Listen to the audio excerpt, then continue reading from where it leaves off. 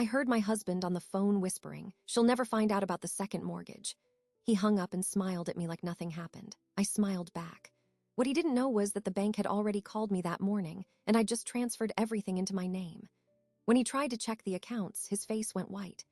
Subscribe to the channel, leave your like and comment from which part of the world you are watching. Get comfortable and relax. Let's begin. I stood frozen in the hallway, the morning sun cutting a sharp line across the polished floorboards. The sound of Marcus's voice, low and confident, came from his home office. The door was ajar just enough for the words to slip through. "No, it's perfect," he was saying, a familiar, persuasive rhythm to his tone. "The equity is just sitting there. She'll never find out about the second mortgage. Her name isn't on the original deed, remember? She signed that quitclaim years ago. It's clean." My hand, which had been reaching to adjust a framed photograph on the wall, went still. The photograph showed us, younger, smiling on the porch of this house. My heart did not pound.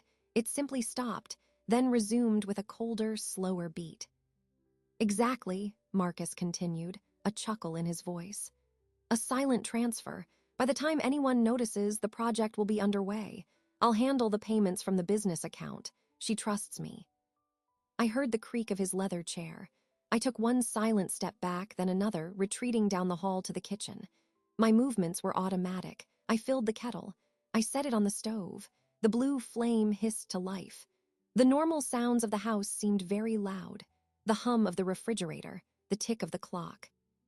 He appeared in the kitchen doorway minutes later. His smile was broad, easy. It was the smile he used at parties with clients. It did not reach his eyes, which were the flat, polished brown of river stones. "Morning, Elle," he said, crossing to pour himself coffee. "Sleep okay?" "Yes," I said. My voice sounded normal. "You're up early, work call." "Just finalizing some details on that new commercial project I mentioned," he said, stirring sugar into his cup. He did not look at me. "Could be a big one. Might need to leverage some assets, but it's a solid opportunity." "I see," I said. The kettle began to whistle, a high, piercing sound. I turned it off. The silence it left was heavy. "You have your garden club today?" he asked, leaning against the counter, studying me. It was a casual glance, the kind a man gives a piece of furniture he has owned for a long time. Familiar, unthreatening. "Later," I said. "I have some errands first." He nodded, already turning away, pulling his phone from his pocket. "Don't forget the donation check for the community center. I left the form by the printer." Then he was gone, his footsteps fading toward the garage. A moment later, I heard his car start and drive away. I stood in the bright, quiet kitchen. Sunlight streamed over the bowl of lemons on the table. I looked at my hands. They were steady. The phone call from the bank had come the previous morning. Marcus had already left. A Mr. Henderson from the commercial lending department. His voice was polite, professionally concerned. "Mrs. Carter, I'm calling to confirm some details for the loan application tied to the property on Maple Drive. We have the appraisal scheduled, but we need a current signature from you on the consent forms, as your name appears on the primary mortgage." I had been quiet for a moment. "What loan application, Mr. Henderson?" A pause on the line, a careful, administrative silence. "The second mortgage application, ma'am, for $250,000, submitted by Mr. Carter last week." I felt the room tilt, then right itself. "I see," I had said. "There must be a delay in our communication. Could you email the documents to me directly? My husband must have forgotten to mention it." His relief was audible. "Of course, Mrs. Carter, right away." I had thanked him and hung up. I had not confronted Marcus. I had made coffee. I had weeded the flower beds. I had performed the day. But inside, a ledger had opened. A column of facts was being tallied. The quitclaim deed he had asked me to sign 5 years ago, a bureaucratic simplification for a refinance, he'd said. My separate credit cards, which he managed to get the better points. My gradual retreat from the bookkeeping for his small business, a retreat he had gently encouraged. The whispered words I had just heard were not a shock. They were a confirmation. They were the final entry in that private ledger. I walked upstairs to our shared office. His desk was neat, locked. Mine was a small writing desk by the window where I paid household bills. I opened my laptop. I did not look for hidden files or secret passwords. I began with what I knew. I logged into our joint banking portal. The login was saved. The password was our wedding anniversary.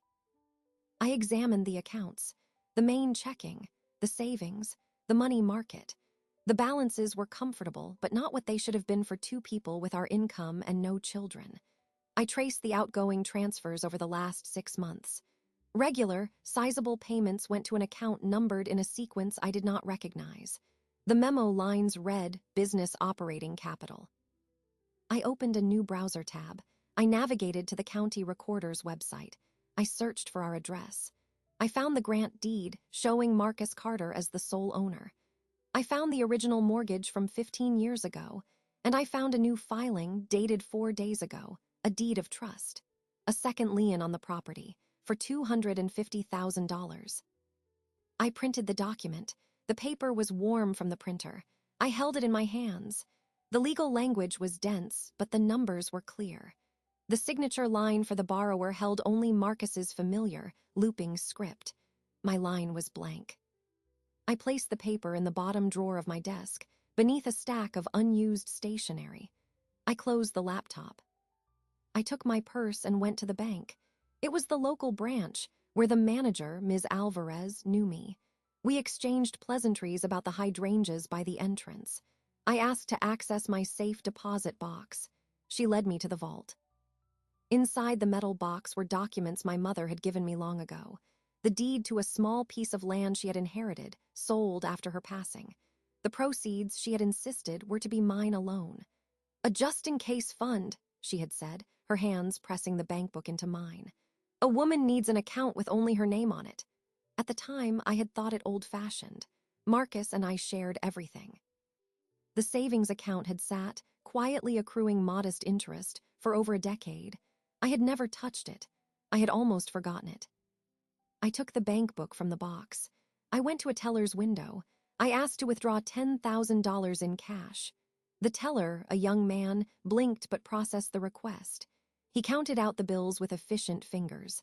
I placed them in a plain envelope and sealed it. Then I asked to open a new checking and savings account. Sole proprietor.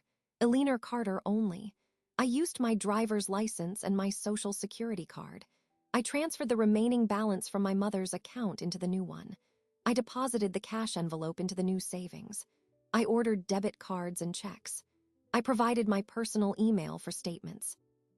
The entire process took 20 minutes. When I was finished, I had a new checkbook and a receipt with new account numbers printed on it. The numbers felt solid, real. I drove to a different bank, one across town where we did no business. I repeated the process. I opened another account, funding it with a cashier's check drawn from the first new account. I wanted a network. I wanted options he could not see. I arrived home before Marcus. I put the new checkbooks and cards in the back of my filing cabinet behind folders of old tax returns. I prepared dinner. I made a salad. I roasted a chicken. When Marcus came home, he kissed my cheek. He smelled of coffee and his cologne. "Smells good in here," he said. "How was your day?" I asked, turning from the sink. "Productive," he said, his smile easy, his eyes glancing past me to the mail on the counter. "Very productive." I served the food. We ate at the table. We talked about the garden, about a neighbor's new car, about nothing at all. I smiled when appropriate. I nodded. I passed him the salt. And with every bite, with every casual word, I felt the weight of the new keys in my pocket. They were not metal. They were numbers on a page. They were the first silent transfer. He had taken a mortgage in secret. I had opened a door in silence. The game, as he would call it, had begun. But I was no longer a player on his board. I had become the architect of my own. The silence after Marcus left for work the next day was not empty. It was a space I filled with purpose. I returned to the home office, but this time I did not sit at my small desk. I stood before the filing cabinet that held our household records. I pulled the drawer open. It was neat, orderly, tabs for taxes, insurance, utilities. This was my domain, the mundane mechanics of our life. His financial world, the business, the investments, the loans, was elsewhere. Or so he thought. My mother was a meticulous record keeper. She taught me that paperwork is memory. I began with what was in front of me. I removed every file. I spread them on the floor. I examined each document not for its content but for its pattern. Account numbers, bank names, the logos on the letterhead. I made a list on a yellow legal pad. I noted recurring institutions. Then I moved to his desk. It was locked, a simple keyed lock on the center drawer. I did not have the key. I left the room and went to the garage to his toolbox.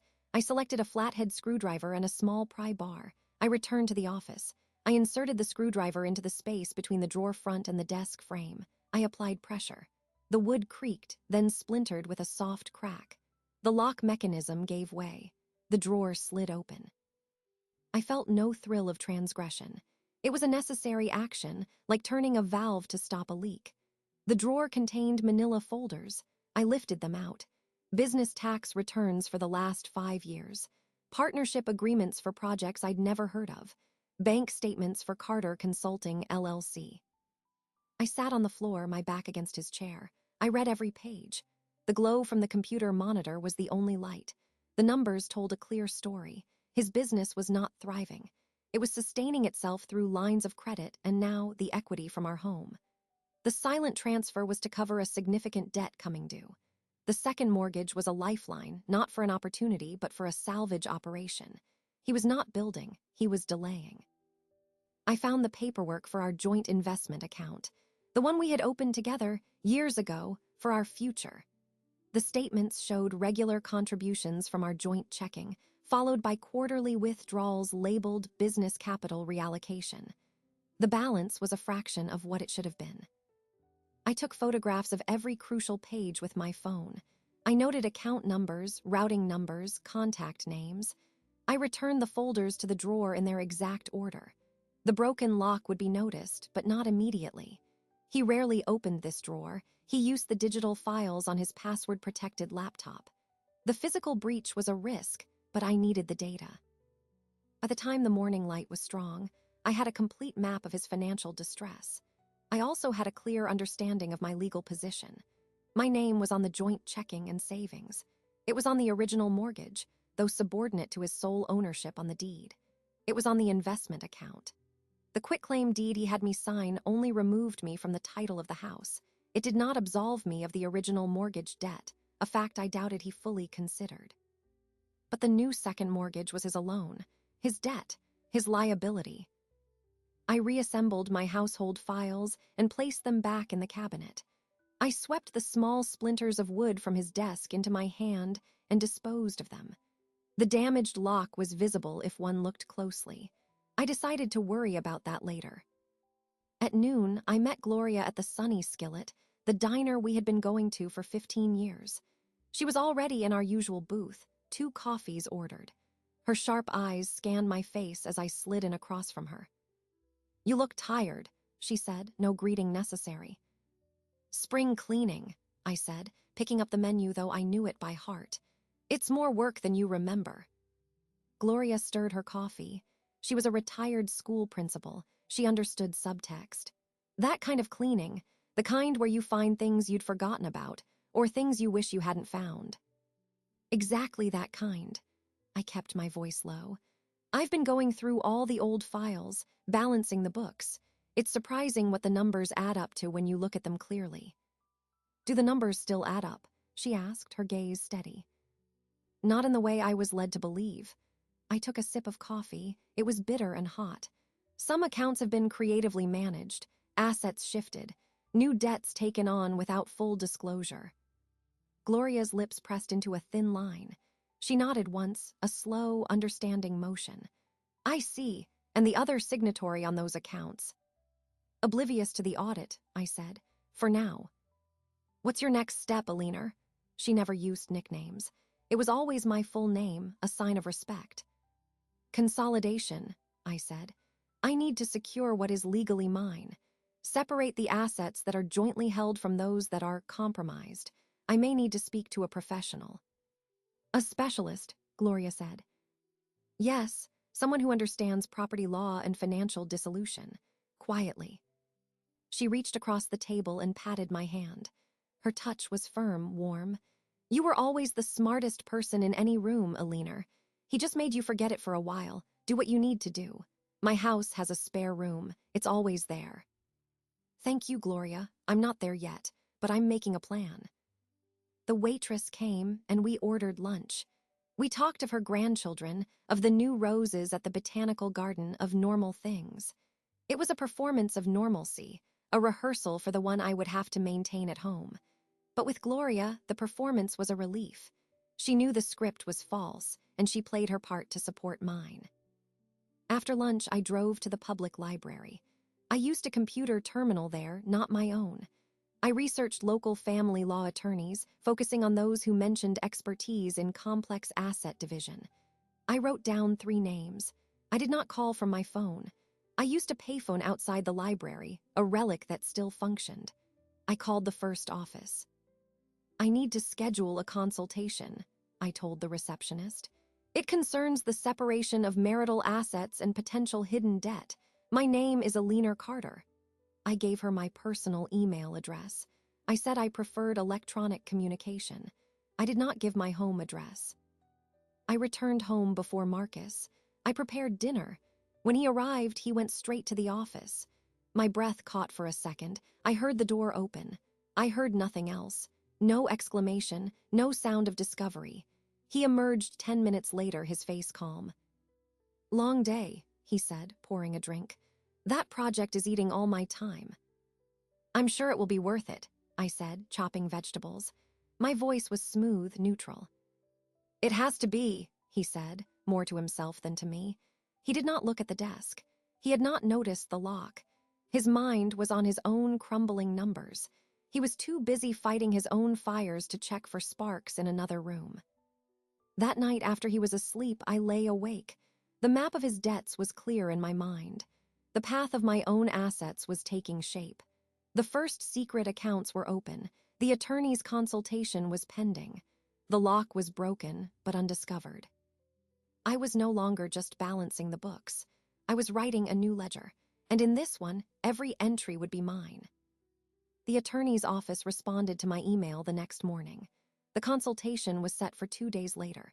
The confirmation contained a list of documents to bring. I reviewed it. It was a catalog of our shared life: tax returns, deeds, account statements, loan agreements. I had most of it already, stacked in a discreet box in the back of my closet. The act of collecting it had been methodical. The act of presenting it to a stranger would be surgical. But first, there was a more immediate step. The joint accounts needed to be formally divided. I could not simply drain them. That would be obvious, actionable. I needed a legal and financial buffer. I dressed in a simple linen dress one Marcus liked. It was armor of a different kind. I drove to the main branch of our bank. I asked to speak with Ms. Alvarez privately. She led me to her office, a small room with a view of the parking lot. She offered me water. I declined. "How can I help you today, Mrs. Carter?" she asked, her hands folded on the desk. "I need to make some changes to our joint holdings," I said. My voice was even rehearsed. "My husband and I are restructuring some of our finances for estate planning purposes."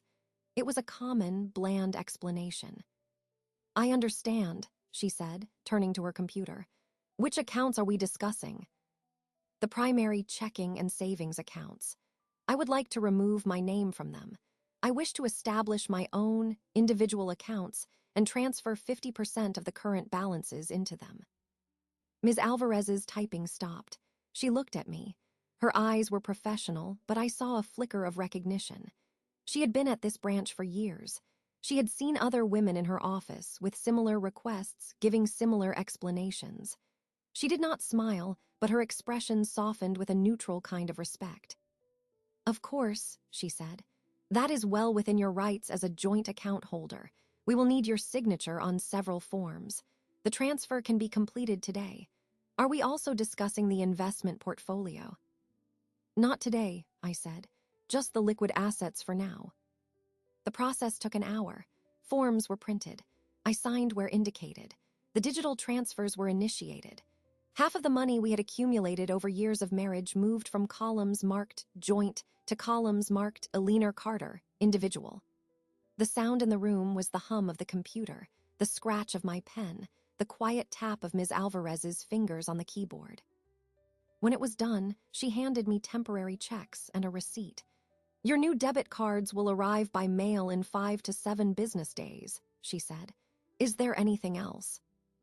"One more thing," I said. "The original mortgage on our home. My name is on that loan, correct?" She consulted her screen. "Yes, it is, alongside Mr. Carter. But I am not on the title for the house itself." She paused, her eyes scanning the information. "That appears to be correct. A quitclaim deed was recorded several years ago. You are an obligor on the debt but not a title holder." She said it carefully, stating a fact without judgment.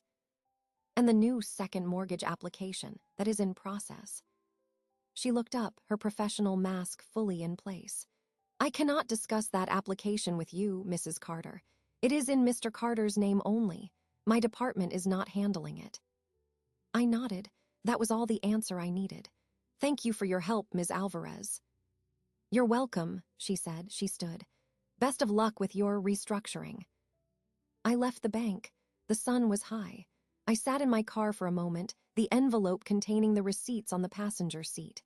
I had just changed the locks on our financial house. He could still access his half, but my half was now behind a door to which he had no key.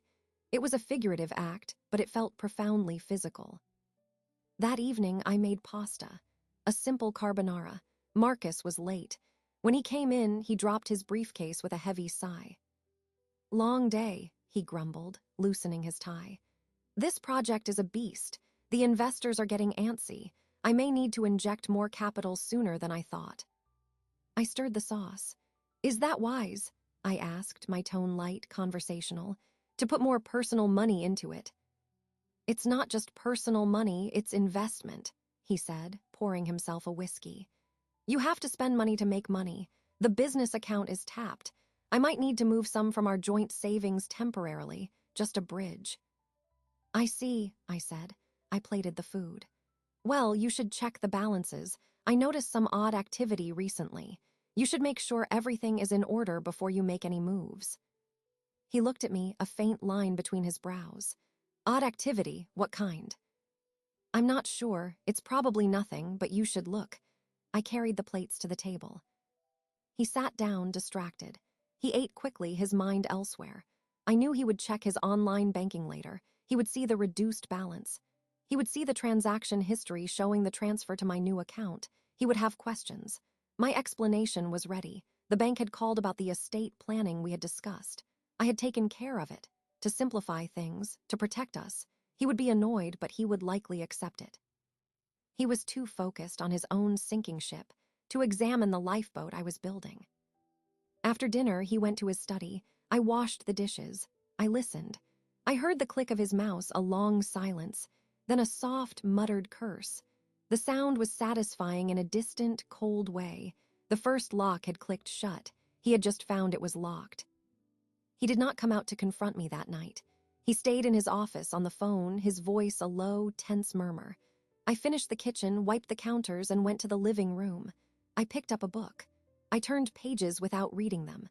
I was waiting, but the confrontation did not come. His pride or his panic kept him silent. He was trying to solve his problem without acknowledging my action. I went to bed alone. The house was quiet, but the silence now had a new quality. It was not the silence of deception, but the silence of separation. A space was opening between us, measured not in feet but in financial statements. I had taken the first tangible piece of our shared world and declared it mine. He was still on the other side, trying to figure out how the landscape had changed without him noticing. Marcus did not mention the money the next morning. He was quiet at breakfast, his eyes on his phone, scrolling through emails with a tense focus. His silence was its own form of communication. He was calculating. I poured coffee and waited. "I've been thinking," he said finally, putting his phone down. He manufactured a smile. It was the one he used when he was about to propose something he thought I would resist. "We've both been under a lot of stress, me with this project, you with your spring cleaning." The pause was deliberate, a tiny probe. "We should get away this weekend. That new lodge up in the mountains. What do you think? A little reset?" I looked at him, sipping my coffee. a lavish weekend getaway, an expense. It was a classic Marcus maneuver. Use a gesture of generosity to obscure a practical need. He wanted to get me out of the house, perhaps to finalize his loan without my presence, or to soften me before he asked to borrow the funds he'd seen disappear from our joint account. He believed in the tactical power of a change of scenery. "That sounds wonderful," I said, my voice warm. "A reset is exactly what we need. I'll call and make the reservations today." His smile became more genuine, reaching his eyes for the first time in days. He saw my agreement as compliance, as a return to normalcy. He leaned over and kissed my forehead. "Great, my treat. Use the card, the one with the points." He meant the joint credit card, the one still in my name, the one he likely planned to pay off with the second mortgage funds. "I will," I said. After he left, I did not call the lodge immediately. I first called the attorney's office from a secure line at the library. I informed them of my impending short trip, a family matter. I asked if the document review could be expedited. The paralegal said she would put the packet in the mail to my post office box that afternoon. Next, I logged into the new investment portal for my individual account. I initiated a transfer of the majority of the funds into a 6-month certificate of deposit. It would earn a modest interest rate, and more importantly, it would be inaccessible for immediate withdrawal. A lock of a different kind. Then I called the Mountain Lodge. I booked the most expensive suite for 2 nights. I gave the joint card number. The charge was substantial. It would appear on the next statement, a statement he would be responsible for. I noted the confirmation number. With the practicalities of his treat handled, I drove to a part of the city I rarely visited, a small shopping district with independent boutiques. I needed a dress for this fictional reset. I parked and walked into a store called Align. The clothes were simple, well-made.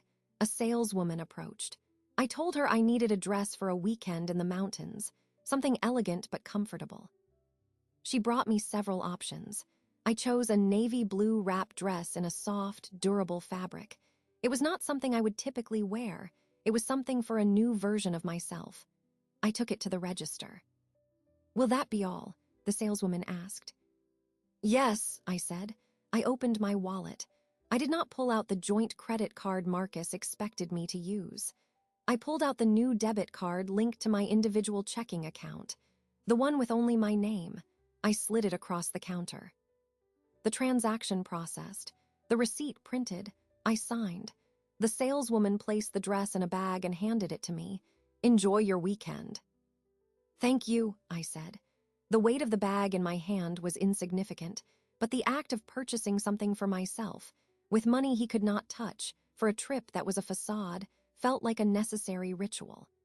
It was a small, quiet declaration of independence performed in a room of silent racks. I returned home. I made lunch. I checked the post office box on my way. The large envelope from the attorney was there. I placed it, unopened, in the trunk of my car. I would read it later. That evening, I prepared a roast chicken. When Marcus came home, he seemed almost buoyant. "Did you book it?" he asked, hanging up his coat. "All set," I said. "The panorama suite. They said the views are spectacular." I did not mention the price. "Perfect," he said. He came into the kitchen, sniffing the air. "Smells good. See, this is what we need. A little luxury, a little distance from all the noise." "Yes," I agreed, basting the chicken. "Distance is good." We ate dinner at the table. He talked about the lodge's reputation, the hiking trails, the 5-star restaurant. His monologue was full of plans, of projected enjoyment. I listened and nodded. I asked appropriate questions. When had the lodge opened? Were the trails difficult? The conversation was a performance of normalcy, but the script had diverged. He was performing the role of the generous husband, orchestrating a romantic interlude.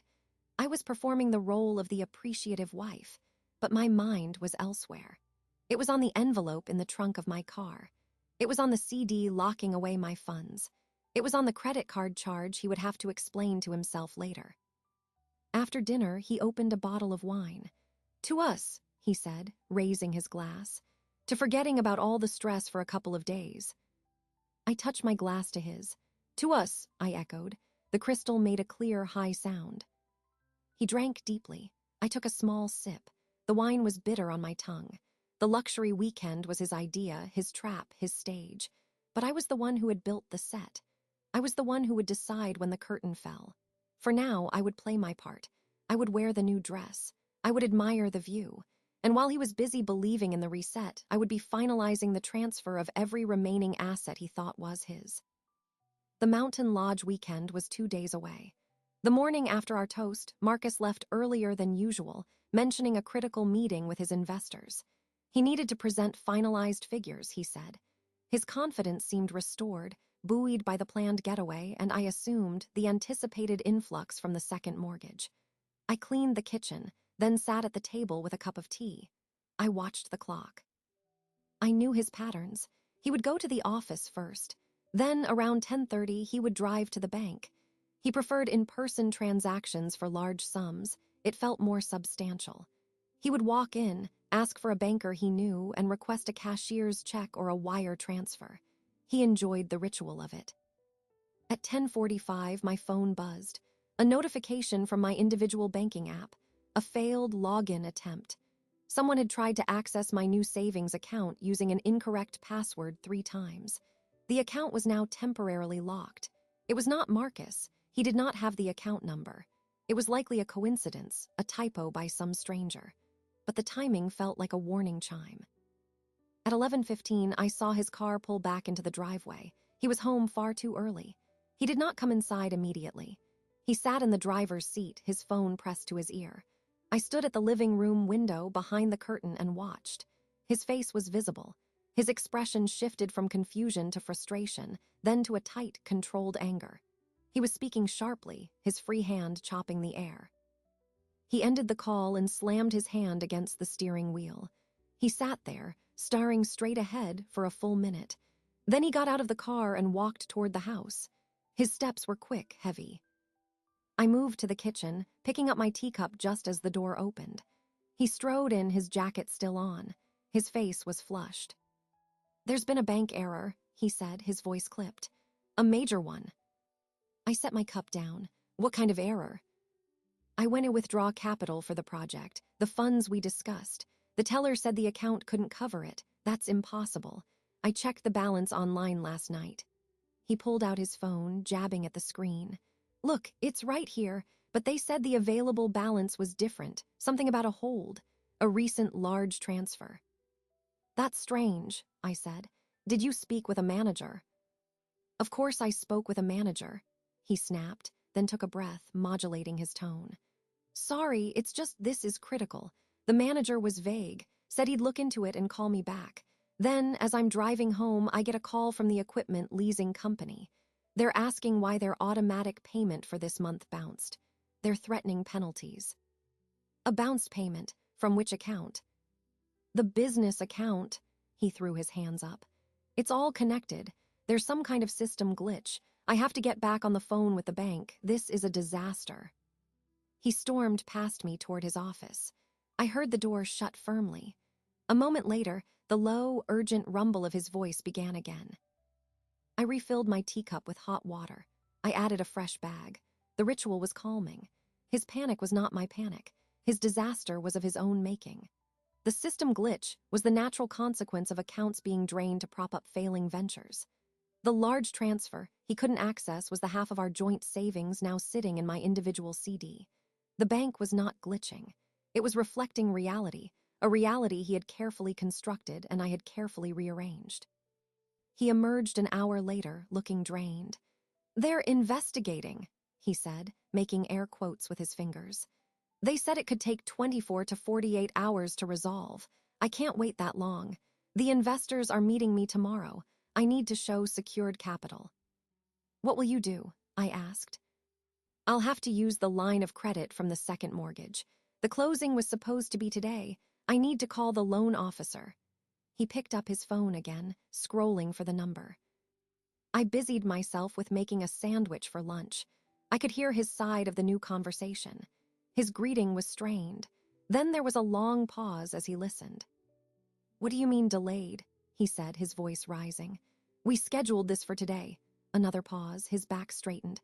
A title issue? What kind of title issue? My wife's not on the title, we cleared that up. His eyes flicked toward me in the kitchen. I kept my attention on the knife spreading mustard. Well, can you clarify it? How long? He listened, his jaw tightening. Next week, that's not acceptable. I have commitments now. He ended the call. The silence in the room was thick. He stood in the middle of the living room, looking at nothing. The two pipelines he depended on, the joint savings and the new loan, had simultaneously sprung leaks. He was a man watching his lifeboat drift away. Problems? I asked, carrying the sandwich plate to the table. He let out a short, humorless laugh. You could say that. The bank is fouling up our accounts, and the loan is held up on some technicality. It's like the universe is conspiring against me this week. I'm sure it will work out, I said, my tone blandly supportive. These things usually do. He looked at me, really looked at me, for the first time since he'd come home. His eyes held a flicker of something new, not suspicion yet, but a raw, bewildered need. I hope you're right, Elle. I really do. He did not touch the sandwich I made. He went back into his office and closed the door. I ate at the table alone, listening to the muffled sounds of his crisis. The first stone had fallen.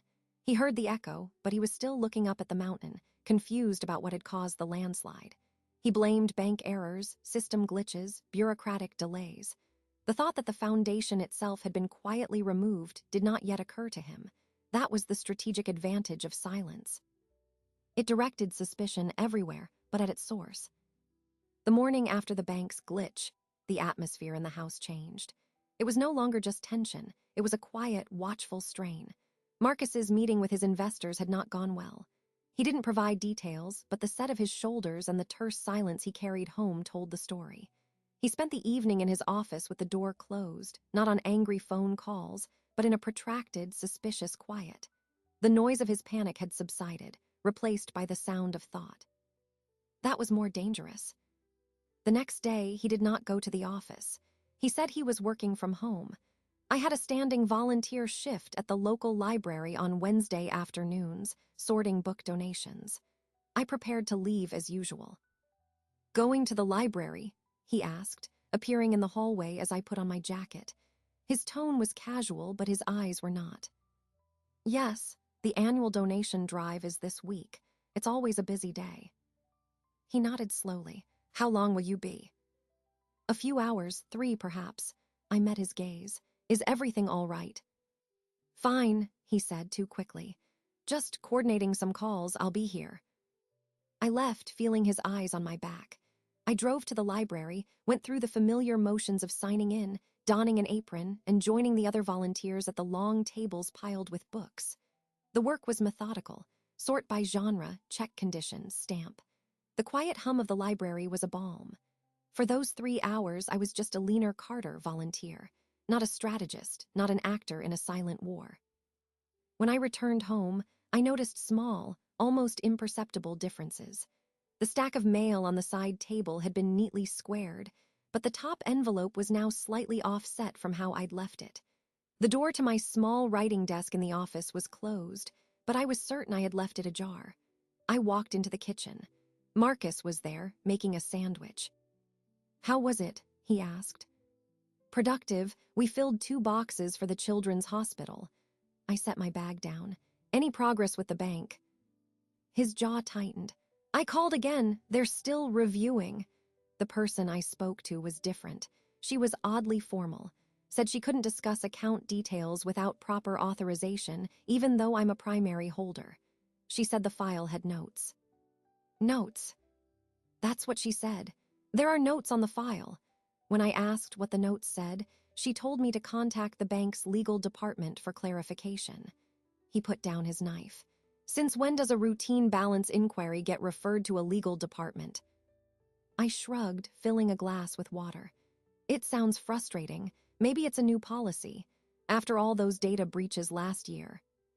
Maybe, he said, but he was watching me. It was a new kind of look, a forensic examination. He was no longer just a man with a problem. He was a man looking for its source.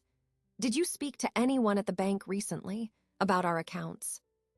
Just Ms. Alvarez when I handled that estate planning paperwork, I said, my voice even. Why? Just wondering if you'd gotten any strange calls or letters." "No, nothing." I took a sip of water. "Perhaps you should take their advice and call the legal department. Get it sorted." He didn't answer. He finished making his sandwich and left the kitchen, taking his plate to his office. The door closed again. Later that night, after he had gone to bed, I went into the office. I did not turn on the overhead light. I used the small desk lamp on my writing desk. I opened the drawers one by one. Nothing was missing, but the order of things was subtly altered. My tax files were in the same hanging folder, but the 2020 return was now in front of the 2019 return.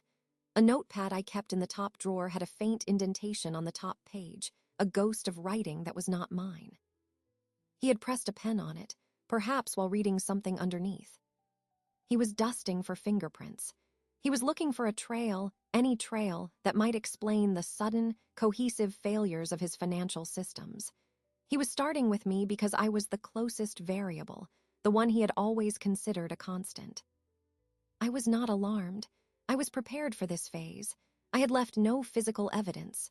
All my moves were digital, conducted from public computers or secured behind new passwords. The attorney's documents were in a safe deposit box at my new bank. The broken lock on his desk drawer was his own problem to discover. The following day, his investigation became more overt. He followed me from room to room with a pretext. He asked seemingly innocent questions about past decisions. "Do you remember when we refinanced the house? Who was our lawyer then? That investment account we set up, was it you or me who picked the fund manager?" I answered each question with calm accuracy. I provided names, dates, and then turned the question back to him. "Why do you ask? Is it relevant to the bank issue?" He would wave a hand, just trying to piece things together. He began to spend more time on his personal laptop in the living room, where he could observe the comings and goings of the house. I felt his eyes on me as I watered the plants, as I read a book, as I folded laundry. My performance of normalcy became more deliberate. I hummed while cooking. I listened to a gardening podcast out loud. I was a portrait of placid, unworried existence. The greatest challenge was concealing my focus. My mind was a hive of calculations. The timeline for the CD maturation, the expected arrival of the attorney's finalized instructions, the clock ticking down on the second mortgage's title issue. But on the surface, I was only thinking about pruning the hydrangeas and what to make for dinner. He was hunting for a shadow, and I was in the light, performing the mundane so perfectly that the shadow, my real self, became invisible to him. His suspicion was a fog, spreading out in all directions. My certainty was a laser, pointed at a single, prepared spot. Let him look. He would find only the woman he expected to find. The one he had stopped seeing a long time ago. That was the woman he believed in. And that belief was the blind spot I lived in. The confrontation I knew was coming arrived 3 days after his investigation began. The Mountain Lodge weekend had come and gone, canceled by him with a mumbled excuse about work pressures. The wasted deposit was another small stone added to the pile of his frustrations. He had spent the intervening days making calls, his voice a mixture of pleading and suppressed rage, met with what I imagined were polite, impenetrable refusals from the bank's legal department. He found me in the living room, dusting the bookshelves, a mundane task. I was wearing old jeans and a t-shirt. He stood in the doorway, still in his rumpled work clothes from the day before. He hadn't been to the office. "We need to talk," he said. His voice was flat, all pretense of casualness gone. I placed the duster on a side table. "All right."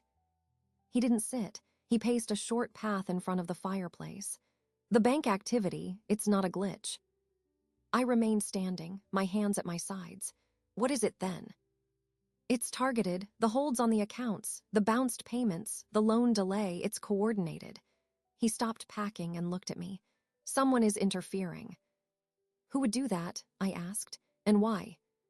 "That's what I'm trying to figure out." He took a step closer. His eyes were bloodshot. "You haven't noticed anything, no strange emails, no conversations that seemed off." I allowed a small, concerned frown to form.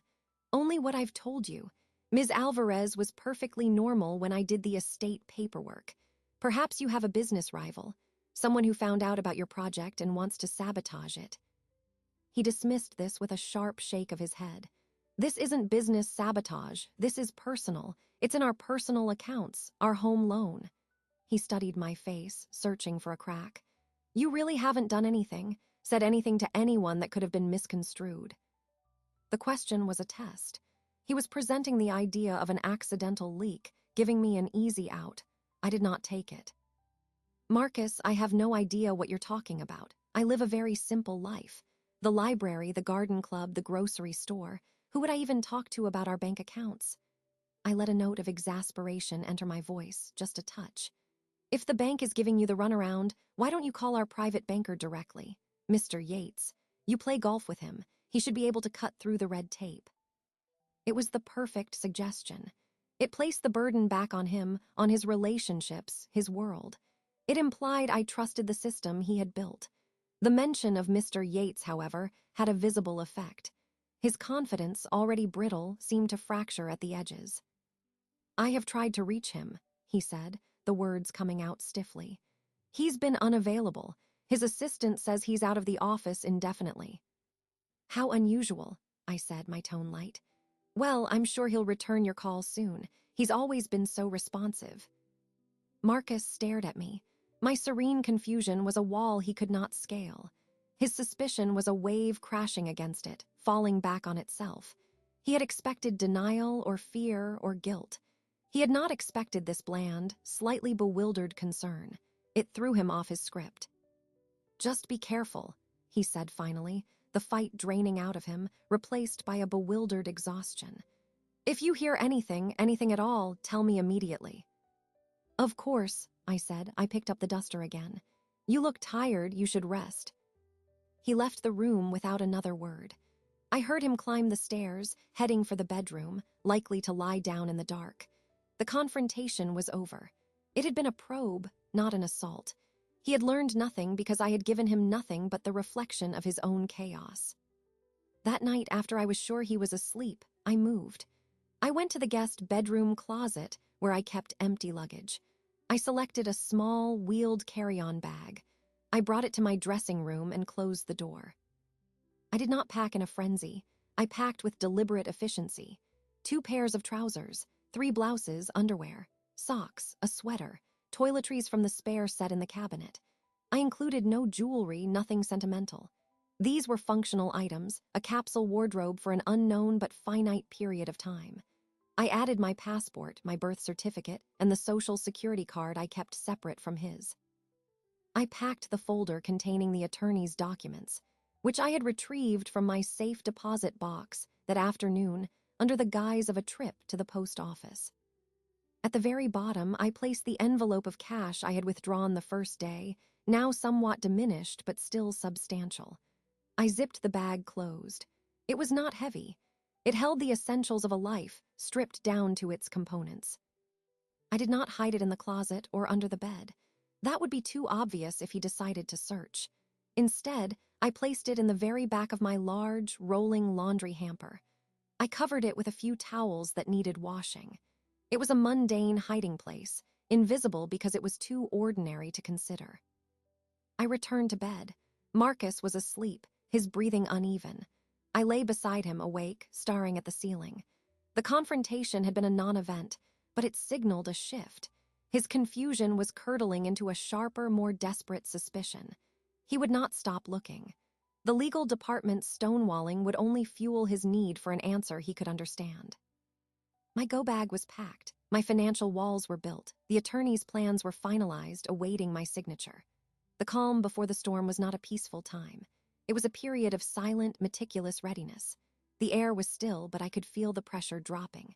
He was circling the truth, closer now.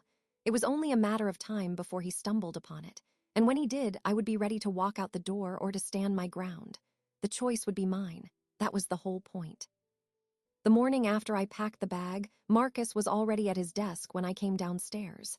He did not greet me. He was hunched over his laptop, his fingers tapping with sharp, angry strokes. The sound was percussive in the quiet house. I made coffee, the usual routine. I could feel the focus of his energy directed at the screen, a silent, furious beam. I took my cup to the living room, sitting where I could see the hallway to the office indirectly, through a mirror on the wall. I opened a book, a novel I had read before, something that required no real attention.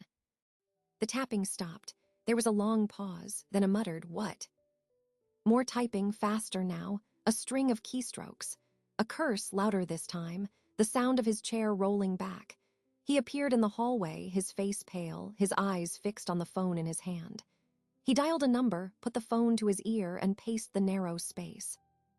"Yes, this is Marcus Carter. I'm trying to access my investment portfolio, account number ending in 4481. What do you mean? The credentials are not recognized. I'm using the correct login. Well, reset it then. Send a reset link to the email on file." He listened, his free hand clenching and unclenching. "No, that email is correct. Try it. What do you mean the email is not associated with this account? That's impossible. I need to speak with a manager. Now." He was put on hold. He paced faster, his breath audible. He caught sight of me in the mirror, watching him. He turned away, lowering his voice, but the tension vibrated through the walls. The hold must have stretched on. He ended the call with a violent stab of his thumb. He tried another number. This conversation was shorter, more frantic. "The website says login denied. The phone system says the account number is invalid. I want to know what is happening with my money. I want to speak to someone in authority. No, I will not call back later. Connect me to your compliance department. Now." He was transferred again. I turned a page in my book, the sound crisp in the silence between his demands. I sipped my coffee. It was still warm. The mail slot in the front door clattered. The daily delivery. Marcus, engrossed in his phone battle, didn't notice.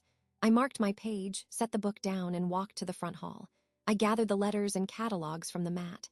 There were 3 envelopes. 2 were bills. The third was a thick, cream-colored envelope with the bank's corporate logo embossed in the corner. It was addressed to Mr. Marcus Carter. The return address was the legal department. I carried the mail to the kitchen island. I sorted it, placing his letter on top of the stack. I called out, my voice normal, "Mail's here." He didn't answer. I heard him saying, "I don't care about your procedures. I am the account holder. You will give me access today." I returned to my chair and my book. A few minutes later, he stormed out of the hallway, his phone still in hand, his face a mask of frustrated fury. He went straight to the kitchen, perhaps for water, and saw the stack of mail. His eyes locked onto the cream-colored envelope. He put his phone down. He picked up the envelope. He turned it over. He used his thumb to tear it open, a ragged, hurried motion. He pulled out a single sheet of heavy paper. He began to read. I watched him in the mirror. His body went completely still. The aggressive energy drained from his posture, replaced by a rigid, frozen shock. His eyes scanned the page once, then again. His lips moved slightly, soundlessly forming words. The color left his face entirely, a sickly white washing over his features. He stood like that for a full minute, a statue of disbelief. Then, slowly, he lowered the paper. He looked up, not at anything in the room, but through it. His gaze was blank, inward, processing a catastrophe. He finally turned his head. His eyes found me, sitting calmly with my book. The confusion in his expression was absolute, a pure, uncomprehending void. He took a step toward the living room, the letter crinkling in his hand. "Eleanor," his voice was a dry whisper. He cleared his throat, tried again. "Eleanor." I looked up from my book, a mild, inquiring expression on my face. "Yes." He held up the letter, his hand trembling slightly. "What is this?" "I don't know," I said. "It's your mail. It says all joint financial holdings have been formally separated. It says the investment account has been retitled. It says," he swallowed, his Adam's apple bobbing. "It says all assets are now solely in the name of Eleanor Carter, by request, with supporting legal documentation." He stared at me, the void in his eyes filling with a dawning, horrifying comprehension. "What did you do?" I closed my book gently, keeping my finger in the page. I met his gaze. I allowed none of my own emotion to surface. I was a clear, placid pool. "I think you should read it again, Marcus. And then I think you should call the bank back. It sounds like they've finally clarified the situation." He stared at the letter in his hand, as if it were written in a language he had never seen. His eyes darted from the page to my face, then back again. The confusion was being burned away by a rising, furious heat. "What did you do?" he repeated, his voice gaining volume, losing its whisper. "I protected myself," I said. I placed my book on the side table and stood up. I did not approach him. I walked past him into the kitchen, the same sunlit kitchen where I had heard his phone call weeks before. I went to the counter and poured myself a glass of water from the filter pitcher. The actions were slow, deliberate. I needed him to follow me into a space I controlled by my calm. He did, the letter clenched in his fist. "This is theft. This is fraud. You can't just take my accounts." "They were never just your accounts," I said, turning to face him, leaning back against the counter. "They were ours, and you were leveraging them for a debt I didn't agree to, for a risk you hid from me. You took a second mortgage on a house I don't legally own because you had me sign it away. You were going to leave me with the liability and an empty account, so I separated what was mine." "You had no right," he shouted. The sound was loud in the quiet room. His face was red now, the blood returning in a rush of anger. "I had every right. I'm a joint owner on the original mortgage. I'm a joint owner on every account you just tried to access. My signature was required to remove my name, and I did not give it. Instead, I gave instructions to remove yours." I took a sip of water.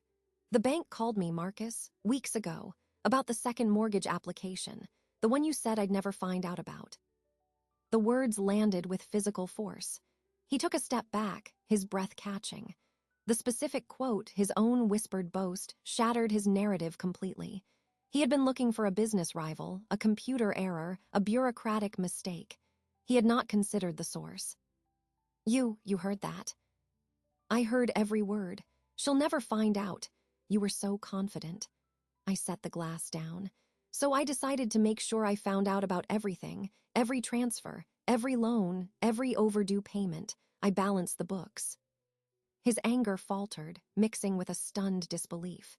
"You've been planning this, all this time. The bank errors, the loan delay." "There were no errors. There was no delay.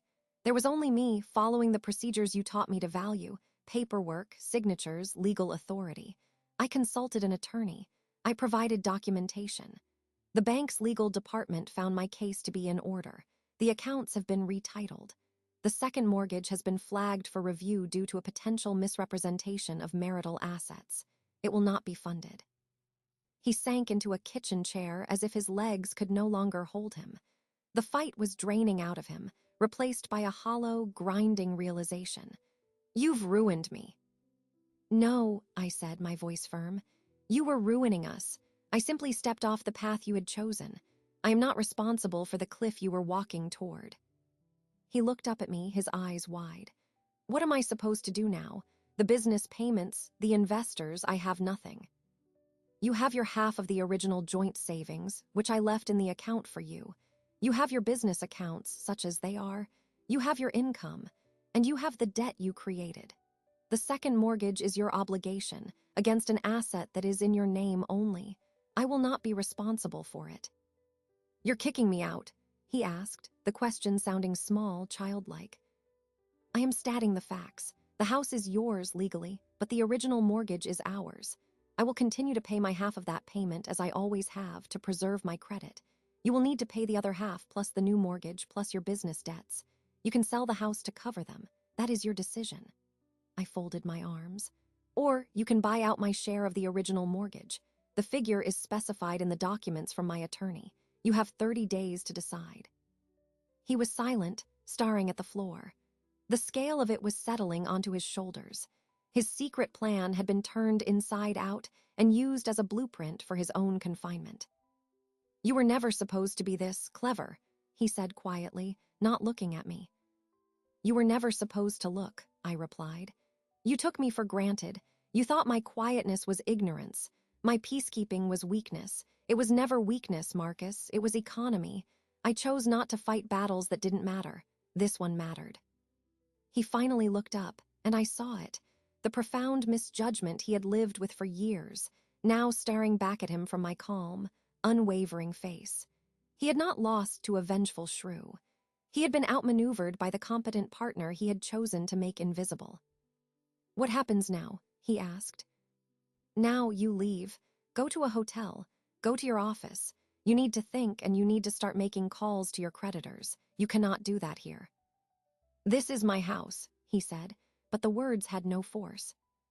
"It is a house with a financial structure you can no longer support. And it is a house where your wife no longer trusts you. Take your things. I will have my attorney send you the formal terms." I did not wait for his response. I walked out of the kitchen, leaving him sitting at the table with the crumpled letter. I went upstairs to the guest bedroom. I did not pack for him. I did not offer help. I listened. I heard the scrape of the chair. I heard his footsteps, slow and heavy, cross the living room. I heard the front door open and close. I stood at the window and watched him get into his car. He sat there for a long time, his forehead resting on the steering wheel. Then he started the engine and drove away. The confrontation was over. There had been no screaming match, no broken dishes. Just the cold, precise application of truth like a surgeon's blade. The cancer was out. Now the healing could begin. But it would be my healing, on my terms, in the silence I had reclaimed. The sound of his car engine faded, swallowed by the ordinary noises of the neighborhood. A lawnmower a few houses down, a dog barking. The world continued, unaware of the seismic shift inside this house. I stood at the window until the street was empty again. Then I turned. The first thing I did was go to the laundry hamper in the guest room. I pulled out the carry-on bag from beneath the towels. I wheeled it into my bedroom alone now. I unzipped it and began putting the clothes away in drawers, hanging the blouses in the closet. The bag had served its purpose. It was no longer a go bag, it was just a bag. Unpacking it was a quiet, ceremonial act. Next, I went to the garage. I found the spare set of house keys on a hook by the door. I took them, along with the toolbox. I went at every external door, front, back, garage, side door. One by one, I removed the existing lock cylinders and replaced them with new ones from a package I had purchased a week prior and hidden behind some paint cans. The physical act of turning screws, of feeling the old mechanism give way to the new, was deeply satisfying. It was not metaphorical. It was practical security. When I finished, the old keys were useless. I placed them in an envelope to mail to Marcus's office later. The house was now mine in a way it had never been before. Not by title, but by control. I walked through the rooms. The silence was different. It was not the silence of absence or waiting. It was a clean, empty silence full of potential. I could hear the clock tick. I could hear the hum of the refrigerator. I own these sounds. I made tea. I sat at the kitchen table, the same spot where I had sat the morning I heard his call. The sunlight fell across the wood in the same pattern. But I was different. The woman who had frozen in the hallway was gone. In her place was someone who had audited the ledger of her own life and corrected the entries. In the afternoon, I went into the garden. The hydrangeas were heavy with blooms, a mix of blue and purple. I spent an hour deadheading the spent flowers, pulling weeds from around the roses. The soil was cool and damp under my fingers. This was my labor, my care. It had always been. Now everything else matched that fact. As the sun began to lower, casting long shadows across the grass, I heard a car pull up. I knew the sound of Gloria's sedan. I did not turn around. I continued clipping a stray branch from the lavender bush. The gate latch clicked. Her footsteps were firm on the stone path. She stopped beside me, holding a pot containing a small, healthy lemon tree. "A housewarming gift," she said, "for the new era." I put down my clippers and wiped my hands on my trousers. "Thank you, Gloria. It's perfect." She set the tree on a patio table and looked at me, her sharp eyes missing nothing. "How do you feel?" I considered the question. I felt tired. I felt a hollow ache where 25 years of shared history had been carved out. But beneath that, solid and undeniable, was a sense of bedrock certainty. "I feel clear," I said, "and quiet." She nodded, understanding the depth in those words. "He called me Marcus this afternoon. He was incoherent, ranting about theft and fraud. I told him I had no idea what he was talking about and that he should direct all communication to your attorney." A faint smile touched my lips. "I appreciate that." I then told him that if he ever spoke to me again in that tone, I would have a few things to say about his own financial conduct that his investors might find interesting. He hung up. She said it matter-of-factly. "Come on, let's go inside." I brought wine. We went into the kitchen. I found 2 glasses. She opened the bottle, a crisp white. She poured. We did not toast. We simply took the first sip. The wine was cool and slightly tart. "What happens now?" Gloria asked, leaning against the counter. "Now the legal process. He has 30 days to decide if he wants to buy out my share of the original mortgage or sell the house. I've offered a fair price below market. He'll likely have to sell. The proceeds will pay off the mortgages. Anything left will be his. My money is separate, secured. I'll find a smaller place, something that is only mine." "And you," she pressed. "Not the logistics, you." I looked around the kitchen, at the bowl of lemons, at the sun fatting on the floor.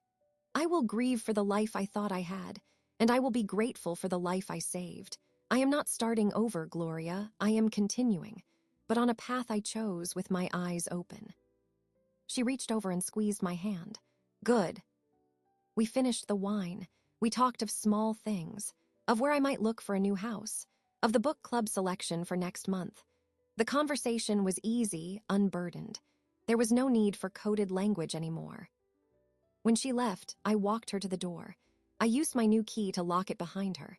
The click was a firm, final sound.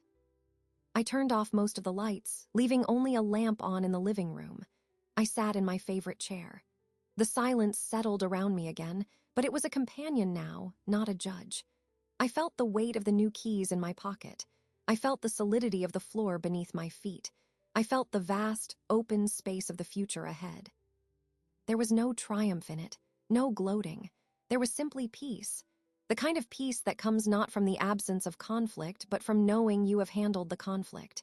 You have balanced the books. You have secured the doors. You have unpacked the bag. I sat there for a long time, listening to the quiet house, feeling the first deep breath of a freedom that was not reckless but earned. It was enough. It was more than enough. It was mine.